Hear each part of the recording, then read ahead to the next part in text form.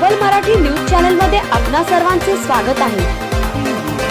अहिल्यानगर महानगरपालिका निवडणुकीच्या पार्श्वभूमीवर प्रभाग क्रमांक 4 मध्ये राजकीय वातावरण तापलं आहे। या प्रभागात ऑल इंडिया मजलिसे इत्तेहादुल मुस्लिमीन अर्थात MIM पक्षाचा पारा जड असल्याचं स्पष्ट चित्र समोर आलं आहे।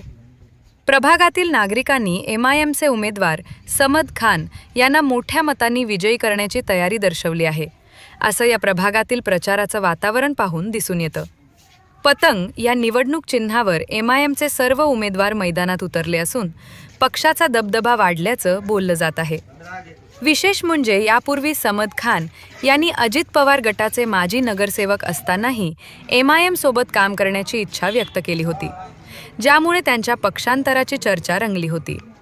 आता प्रभाग 4 मध्ये MIMची स्थिती मजबूत होताना दिसत असून समद खान यांच्या नेतृत्वाखाली पक्ष मोठा विजय मिळवणार का याकडे सर्वांचं लक्ष लागलं आहे।